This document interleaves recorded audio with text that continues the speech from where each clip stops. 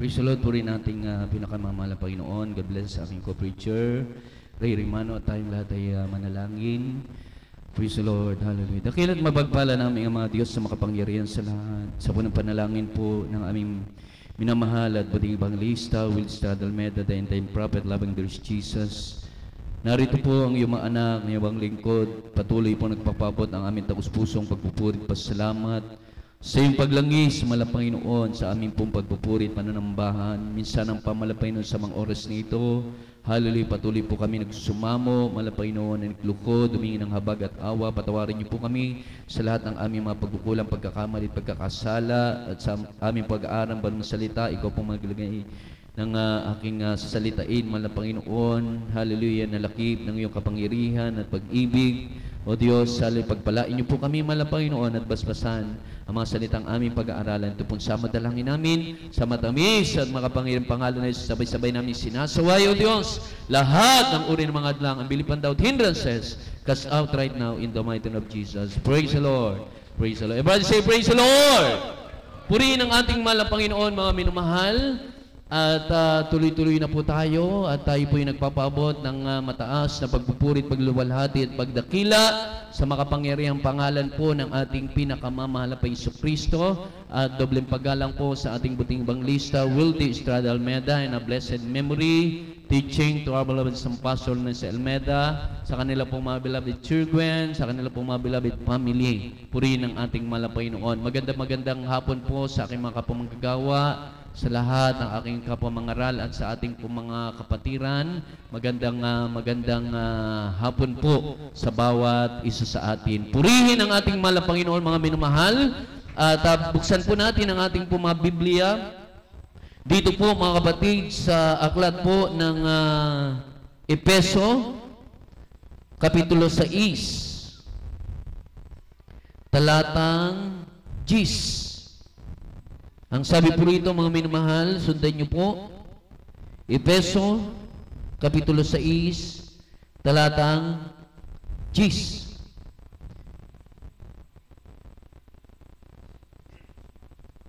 Sa katapus-tapusay, magpakalakas kayo sa Panginoon at sa kapangyarihan ng Kanyang kalakasan. Purihin ang ating mahal na Panginoon at ang Diyos mo magpala ng Kanyang banal na salita at tayo po ay gabayan at patnubayan ng ating mahal na Panginoon. Mga minamahal, tayo po ay lubos na pinagpala ng ating mahal na Jesucristo dahil ito po ang unang pagkakataon ng bagong taon ng ating Bible study sa lugar pong ito ng Natividad. At kung ating pong sasariwain, mga minamahal, sa ating buhay bilang mga mananampalataya ng ating mahal na Panginoon, tayo po ay malapit na sa tinatawag na finish line. At marami na po tayong nalagpasan at napagtagumpayan ng mga hirap, sakripisyo, at mga pagsubok sa ating pong buhay. Kaya nga po, mga minamahal, sabi rito, sa katapus-tapusay, tayo raw po ay magpakalakas. Malayo na po, mga minamahal, yung ating naabot sa ating pong paglilingkod. Matibay at matatag na po, mga minamahal, yung ating pong pananampalataya. Dahil ito po, mga kapatid, ay pinatitibay at pinalalakas ng ating pinakamamahal na Panginoon. Marami na po tayong lalagpasan ng mga pagsubok. Ultimo kamatayan, mga minamahal, ay ating na pong nalagpasan. Tulad po yung ating kapatid, mga minamahal, na dapat ay dying na, ngunit nalagpasan na po niyan, napagtagumpayan ang kamatayan. Bunga ng pananampalataya. At dahil sa dakilang pag-ibig ng ating mahal na Panginoon, narito po ang bawat isa sa atin, taglay ang lakas, taglay mga minang kalusugan, taglay ang hininga, taglay ang karagdagang buhay na ibinibigay sa atin ng ating mahal na Panginoon, At yan po mga kapatid ay bunga ng ating pong paglilingkod sa ating pinakamamahal na Panginoon. Amen! Kaya tayo po mga kapatid ay pinagpala ng Diyos. Dahil kung ating babalikan mga minamahal yung ating buhay nung araw, tayo po ay mangmang sa salita ng Diyos. Tayo po nung araw mga minamahal ay mangmang sa ganitong bagay na espiritual na paglilingkod. Dahil tayo po ay bulag sa katotohanan. Bulag tayo mga minamahal sa katuruan ng tao. Bulag tayo mga minamahal sa ganitong paglilingkod sa ating mahal na Panginoon. Ngunit salamat sa ating mahal na Panginoon. Merong tunay na gawain ng ating mahal na Panginoon. Merong nangaral sa atin mga kapatid upang mabuksan ang ating mga puso at isipan sa katotohanan. Salamat sa mga turo at aral po ng ating minamahal ginagalang nating magulang sa ating mahal na Panginoon. Nung tayo po ay mamulat sa katotohanan, nung tayo po mga minamahal ay mabuksan ang ating mga puso at isipan, mga kapatid, nalaman natin, ito pala ang paraan ng tamang paglilingkod sa Diyos. Ito pala ang daan, mga minamahal, para ang tayo ay magmana ng buhay na walang hanggan. Purihin ang ating mahal na Panginoon, mga kapatid. Kaya sabi, at ulit-ulitin natin babasahin yan, na sa katapos-tapusan tayo raw po ay magpakalakas sa ating pinakamamahal na Panginoon. Sa kanyang kapangyarihan, mga kapatid, ating natatanggap ang kapangyarihan ng Diyos. Ang kamatayan, ang kasalanan, ang sakit, mga kapatid, mga problema, ito'y ating napapagtagumpayan, mga minamahal. Sa pamagitan ng ating paglilingkod sa Diyos, lumalakip sa atin, mga kapatid, ang kapangyarihan ng ating mahal na Panginoon. Tayo mismo, meron tayong mga individual na mga patunay, mga preba at ebidensya, mga himalang ating natanggap, mga kapatid. Kaya ngayon, mga minamahal, hindi na tayo madadaya ng turo ng tao dahil nalaman natin, mga minamahal, yung tamang turo ng ating pinakamamahal na Panginoon na siyang magliligtas ng ating mga buhay at kaluluwa. Purihin ang ating mahal na Panginoon. Kaya tayo po, mga kapatid, ay nasa huling mga panahon na. Amen? Ang buhay ng tao ngayon, mga kapatid, parang isang manok. Pag kinatay, hanggang dun lang ang kanilang buhay. Walang katiyakan. Walang kasiguraduhan, mga minamahal.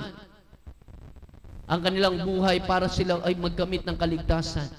Ngunit tayo, mga kapatid, salamat sa Diyos. Napakapalad natin, napakaswerte natin, mga minamahal, dahil nakakilala tayo sa tunay na gawain ng ating mahal na Panginoon. Dati-rati hindi tayo marunong pumalakpak sa ating mahal na Panginoon. Ang ating pinapalakpakan nung araw, mga kapatid, ay tao. Ngunit ngayon, mga minamahal, pumapalakpak tayo, hindi para sa kanino man, kundi sa ating nag-iisang Diyos, sa ating Ama sa langit, napakabait. Amen? Pinupuri natin siya, mga minamahal. Niluwalhati natin siya. Inaawitan natin siya, mga kapatid. Nung araw tayo umaawit, hindi patungkol sa ating mahal na Panginoon, ngunit tayo ay umaawit ngayon, papuri sa ating mahal na Panginoon dahil siya ang nagpagaling ng ating mga karamdaman, siya ang nagbago ng ating buhay, siya ang tumutugon ng ating mga dalangin, at siya ang nagbibigay sa atin ng kapayapaan, ng kagalakan at kasiyahan sa buhay.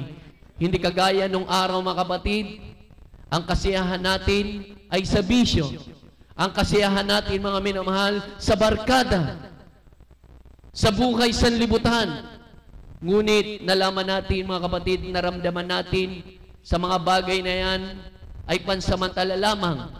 Ngunit ang kaligayahan, ang kapayapaan at kasiyahan ating nararamdaman, mga kapatid, sa paglilingkod ay walang hanggan. Amen! Dahil habang tayo po, mga kapatid, ay naglilingkod sa ating pinakamamahal na Panginoon Jesucristo, inihahanda natin yung ating buhay, yung ating sarili, yung ating kaluluwa. Dahil alam natin ngayon, merong Diyos, merong Panginoon, merong Ama sa langit, babalik, mga minamahal. At tayo po ay i-rapture na. Amen? At dalhin sa langit, at doon sa piling ng ating mahal na Panginoon, wala ng sakit, wala ng karamdaman, wala ng pagsubok, wala ng kamatayan. At doon mamanahin natin ang tinatawag na pangako ng Diyos na buhay na walang hanggan. Amen! Kaya nga po, mga minamahal, ang sabi sa huling talata, Matthew chapter 24, verse 13, ang magtitiis.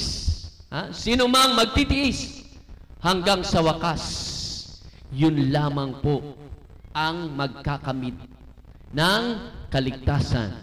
Kaya tayo po bilang mga mananampalataya, bilang mga tunay na mga Kristiyano, marami na po tayo mga minamahal na lagpasan ng mga pagsubok. Hindi na po natin bibilangin isa-isa. Amen! Bakit? Kasi hindi natin mabibilang yung mga pagsubok na ating naranasan. Amen? Marami na mga pagsubok ating mga naranasan. Na ito po mga kapatid, ang nagbibigay sa atin ng challenges. Na habang ikaw pala'y nakakaranas ng mga pagsubok na challenge ang iyong pananampalataya. At habang na-challenge ang iyong pananampalataya, ating nalalagpasan ang mga pagsubok. Iba't ibang mga pagsubok, mga minamahal. Minsan hindi na natin makayanan, ngunit nariyan ang ating mahal na Panginoon, napapagtagumpayan natin ang mga pagsubok. At narito mga kapatid, ang bawat isa sa atin, bumibilang ng araw, bumibilang ng buwan, bumibilang ng taon, mga kapatid. Narito nananatiling matibay, nananatiling matatag, at nagpapatuloy sa paglilingkod dahil tayo po mga kapatid ay naghahangad.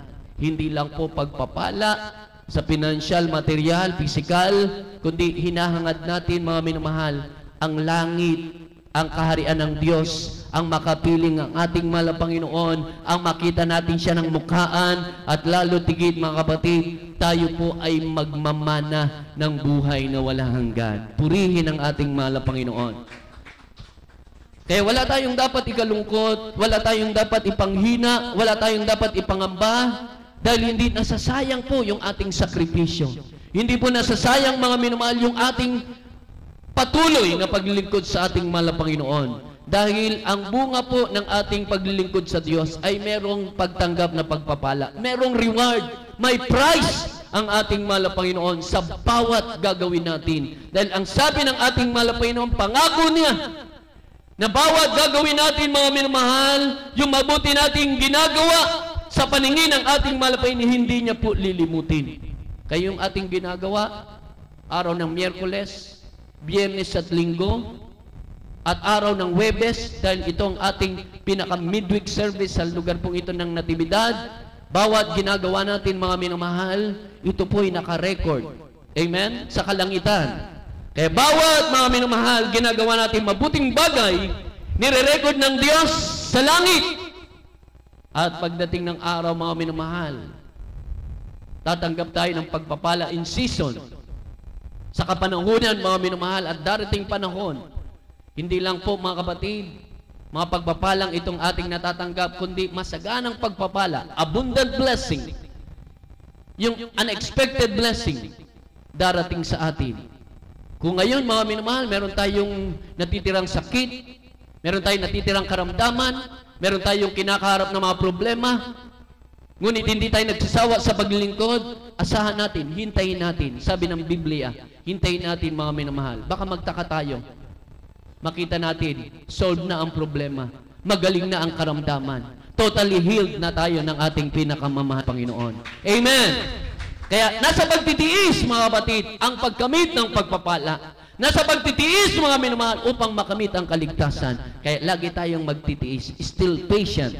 Amen? Sa ating pinakamamahal na Panginoon. At asahan natin, mga kapatid, hindi natutulog ang Diyos. Amen? Hindi umiidlip ang Diyos. Hindi pumipikit ang Diyos. Nariyan, mga minamahal, gising ang Diyos para tignan tayo at pakinggan ang ating mga dalangin at pag tama ng panahon, mga minamahal, in His time, in a perfect time, sa tamang panahon, darating ang pagpapala ng Diyos. Asahan natin, ipagkakaloob yan.